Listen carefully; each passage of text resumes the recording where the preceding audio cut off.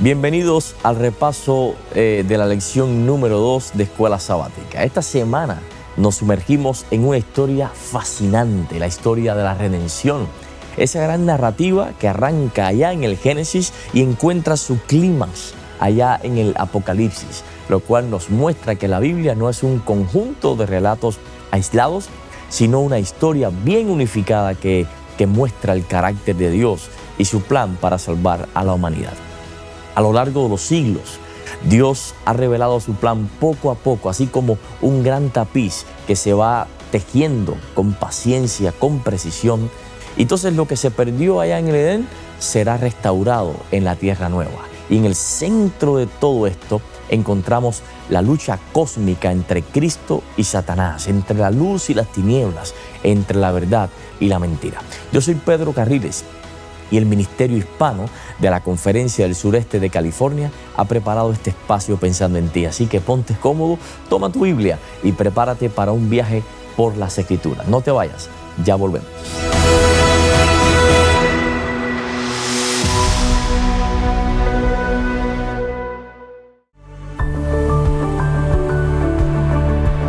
Cuando lees la Biblia, notarás un patrón fascinante. Dios no reveló todo su plan así de una vez. No, fue como encender una serie de lámparas en un pasillo oscuro, cada una de ellas arrojando cada vez más luz a medida que vamos avanzando. Y este patrón se conoce como revelación progresiva. La Biblia nos muestra que Dios no reveló todo su plan de una sola vez, sino que fue dando más luz a su pueblo a lo largo del tiempo. Por ejemplo, en Génesis capítulo 3, versículo 15, vemos que Dios dejó la primera pista de su plan tras la caída del hombre, pero no explicó cada detalle o cómo sucedería. Luego viene con Abraham que Dios revela la salvación que vendría a través de su descendencia, ya en el Génesis capítulo 12. Luego más adelante, el sistema de sacrificios en la ley mosaica nos da una especie de tráiler de lo que vendría. Y se dieron símbolos, se dieron ceremonias que apuntaba a Cristo. Ahí tenemos el libro de Éxodo y el libro de Levítico. Y después, con los profetas, especialmente Isaías y Daniel, fueron como grandes banners así anunciando la gran obra redentora de Cristo. Y Dios entonces amplió la comprensión del Mesías y su misión. ¿Recuerdas Isaías 53? Bueno, y finalmente, en el Nuevo Testamento, todo cobra sentido. Jesús es el cumplimiento de cada promesa, lo dice Juan 1:29. Hoy gran parte del mundo moderno habla de veracidad, no de verdad, porque supone que la verdad es algo que puede cambiar, ¿no?, con el tiempo. Sin embargo, cuando hablamos de Dios, Dios establece la verdad y no cambia de opinión. Una vez que comienza a enseñar esa verdad a su pueblo, podemos contar con las sucesivas repeticiones del mismo principio o tema bíblico que no cambia de significado, sino que arroja más luz. Pero para entender el propósito de Dios reflejado en el aspecto profético, debemos ir allá, al principio, al Génesis, donde se nos presenta a Dios como el creador. Por eso, en el caso del Apocalipsis, por ejemplo, vemos a Juan, que sabe esto y asume que su público original también conoce el Antiguo Testamento y en consecuencia utiliza conceptos que son familiares para su audiencia. Entonces vemos en Génesis que todo lo que Dios hizo era bueno en gran manera y podemos ver allí que el hombre y la mujer fueron creados a imagen, a semejanza de Dios, con el propósito de reflejar su carácter y vivir en comunión con Él. Pero bueno, ya cuando avanzamos unos capítulos más, vemos en Génesis capítulo 3 la entrada, tristemente, del pecado en el mundo. La serpiente engañó a Eva, puso en duda la palabra de Dios haciendo esa pregunta perspicaz en negativo, cuando dijo: ¿con que Dios os ha dicho que no comáis de todo árbol del huerto? Y con esta pregunta siembra allí la semilla de la desconfianza en el corazón humano, llevando a la desobediencia, llevando a la separación de Dios a la primera familia humana. Y bueno, aquí viene algo interesante. El enemigo de Dios, Satanás, ha usado la misma estrategia desde el principio. Su herramienta favorita es la mentira. Y es aquí, en Génesis capítulo 3, que la serpiente hizo el primer fake news de la historia de este mundo cuando dijo, no moriréis. Y desde entonces, ha estado engañando al mundo entero con sus falsedades. Desde entonces, la humanidad ha vivido siglo tras siglo, milenio tras milenio, las consecuencias del pecado, que es precisamente la separación del Creador. Sufrimiento, dolor, muerte, guerras, una lucha constante entre el bien y el mal. Pero desde ese mismo momento, Dios también prometió una solución. No es que dejó al mundo así a su suerte, no. En Génesis capítulo 3, verso 15, encontramos la primera profecía mesiánica cuando dice, y pondré enemistad entre ti y la mujer, entre tu simiente y la simiente suya. Esta te herirá en la cabeza y tú la herirás en el calcañar. Y aquí se establece el conflicto central de la historia humana. Satanás luchará entonces contra el pueblo de Dios para destruirlo, pero al final el descendiente prometido, Jesucristo, lo vencerá. Luego, cuando llegamos al Apocalipsis, encontramos allí el desenlace final de esta batalla. Vemos cómo la serpiente antigua, Satanás, sigue usando la mentira y engaña a naciones, persigue a los fieles y trata de desviar entonces la adoración que solo le pertenece a Dios. Pero también vemos la victoria final de nuestro Señor Jesucristo y la restauración de todas las cosas. Y es en Apocalipsis capítulo 21, versos 3 y 4, donde se nos presenta la promesa más grande. Allí dice, he aquí el tabernáculo de Dios con los hombres. Él morará con ellos y ellos serán su pueblo. Y Dios mismo estará con ellos como su Dios. Enjugará Dios toda lágrima de los ojos de ellos y ya no habrá muertes, ni habrá más llanto, ni clamor, ni dolor, porque las primeras cosas pasaron. ¡Wow! Lo que comenzó con la caída humana allá en el Génesis termina con la redención completa en el Apocalipsis. Ahora, ¿qué elementos importantes destacan aquí? Pues el amor de Dios por la humanidad y la adoración sincera y de corazón de su pueblo. Por eso uno de los temas más importantes en este estudio es la adoración. Porque desde el principio la humanidad ha enfrentado este dilema de a quién adorar, porque hay un fenómeno espiritual aquí y es que el ser humano se convierte en aquello que adora. Termina convirtiéndose en aquello que adora y de ahí el interés de Dios de adorarle a Él. No es pura egolatría divina, no. Es el interés de un Dios excelso, de que te conviertas en alguien totalmente exitoso como Él es y recuperes tu salvación o la salvación que perdió la humanidad. Si pasamos entonces a Génesis capítulo 4, encontramos allí a Caín y Abel, dos hermanos que ofrecieron sacrificios a Dios. Sin embargo, solo el sacrificio de Abel fue aceptado, dado a que se alineaba con el ideal divino. Caín, en cambio, hizo un ofrecimiento que se alejaba de ese ideal. Y este mismo conflicto se repite a lo largo de toda la historia. Satanás intentando desviar la adoración de Dios hacia sí mismo. Por eso en Apocalipsis encontramos dos grupos: los que reciben el sello de Dios y los que reciben la marca de la bestia. Esta marca no es un simple símbolo externo, sino una señal de lealtad. Aquellos que adoran a Dios guardan sus mandamientos y tienen la fe de Jesús, mientras que los que siguen el sistema de engaño de Satanás prefieren obedecer a los hombres antes que a Dios.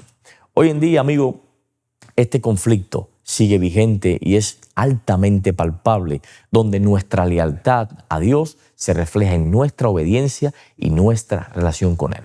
Ahora, otro tema clave aquí, en esta lección de esta semana, es el papel de Jesús como el Cordero de Dios. Ahora, vamos a una historia que nos va a ayudar a entender el sacrificio de Jesús, pero desde otra perspectiva. Vamos allí a la narrativa de Abraham e Isaac en Génesis capítulo 22. Si alguna vez has leído esta historia, seguro te has preguntado, oye, pero ¿cómo pudo Abraham estar dispuesto a ofrecer a su hijo? Pero lo que muchos pasan por alto es que esta historia no solo prueba la fe de Abraham, sino que también nos da un adelanto del sacrificio de Cristo. Hay muchos puntos de contacto entre esta historia y Jesús. Por solo mencionar algunos, por ejemplo, ahí tenemos, y piensen esto, ¿no? Que Isaac era el hijo prometido, el milagro de Dios en la vejez, allá en la vejez de Abraham y de Sara. Y un día Dios le pide a Abraham que haga algo totalmente impensable, y es ofrecer a su propio hijo en sacrificio vivo para Dios. Ahora, imagina la escena. Isaac cargando su propia leña para su propio sacrificio, subiendo la colina del monte Moriah sin resistencia alguna. ¿Te suena familiar? Exacto, Jesús, siglos después, cargaría su cruz camino al Calvario. Isaac le pregunta entonces a su padre, Padre, ¿dónde está el cordero para el holocausto? Y Abraham le responde con una frase que resuena, hace eco a lo largo de la historia. Hijo, Dios proveerá el cordero, Génesis 22:8. Y en ese momento Isaac no lo sabía, pero estaba viviendo una representación profética del mayor acto de amor en la historia de la humanidad. Otro punto de conexión, cuando Abraham está a punto de sacrificar a su hijo, Dios interviene rápidamente y provee un carnero ahí atrapado, un zarzal. ¿Te acuerdas? Qué imagen tan poderosa.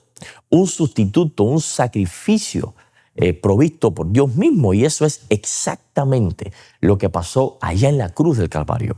Jesús fue nuestro sustituto, Jesús fue tu sustituto. Y aquí viene otro dato impresionante. El monte Moriah, donde Abraham iba a sacrificar a Isaac, es el mismo lugar donde siglos después estaría el templo de Jerusalén, donde se ofrecerían los sacrificios del Antiguo Testamento. Y no muy lejos de allí, Jesús, nuestro Señor, fue crucificado. Lo que Dios nos muestra en esta historia es que, al igual que Abraham, estuvo dispuesto a entregar su hijo unigénito. Él entregó su propio hijo por amor a nosotros. Por eso, en el caso de Jesús, no hubo un cordero que lo reemplazaba. No, Él fue el cordero sin reemplazo. Bueno, después de estos conectos tan impactantes, avanzamos en la historia y llegamos ya finalmente a Apocalipsis. Aquí la imagen del cordero sigue siendo crucial, central. De hecho, en todo el libro, Jesús es llamado el cordero 28 veces. Y es que, aunque en la cruz lo vimos como víctima, en el cielo lo vemos como vencedor, donde sigue siendo el centro de adoración. No hay duda alguna que su sacrificio es la base de nuestra salvación, y su victoria es la garantía de que el pecado y el mal no tendrán la última palabra. Y no es que lo diga yo. No, el capítulo número 12 del libro de Apocalipsis, allá en el verso 11, nos dice que Satanás fue vencido por la sangre del Cordero y por la palabra del testimonio de ellos. Esto nos recuerda que la victoria ya está asegurada en Cristo. Jesús ganó y nosotros estamos del lado ganador. Por eso, cuando leemos la narrativa bíblica con intencionalidad, podemos ver que la historia de la redención es la historia del amor de Dios por una humanidad caída. Desde el Edén hasta la Nueva Jerusalén vemos que Dios ha hecho todo lo posible para restaurarnos a su presencia. Y ahora, en estos tiempos finales, estamos llamados a ser totalmente fieles. Recuerda que la adoración, amigo, la oración es el punto central del gran conflicto, y nuestra decisión diaria es a quién servimos, de qué lado estamos. Hoy Dios nos invita a ser parte de su pueblo fiel, a confiar en sus promesas y a esperar con esperanza la restauración de todas las cosas. Así como al principio de la Biblia se nos muestra un Edén perdido, al final nos asegura un Edén totalmente restaurado, donde moraremos con Dios para siempre. En los últimos capítulos de la Biblia vemos el gran final. La serpiente antigua, Satanás, es finalmente destruida. La nueva Jerusalén desciende del cielo preparada, ataviada como una novia para su esposo, y Dios cumple su promesa. He aquí el tabernáculo de Dios con los hombres. Enjugará toda lágrima de los ojos de ellos y no habrá más muerte, no habrá más llanto, no habrá más clamor ni dolor. ¿Te das cuenta lo que dice Apocalipsis 21, 3 y 4? Lo que comenzó con la tragedia en el Génesis termina con la restauración del Apocalipsis. Elena de White, en el último párrafo de su libro El Gran Conflicto, el conflicto de los siglos, describe allí la escena final del universo restaurado y me encanta y comparto esta cita. Dice ella: desde el átomo más minúsculo hasta el mundo más grande, todas las cosas, animadas e inanimadas, en su belleza sin sombra y gozo perfecto, declaran que Dios es amor.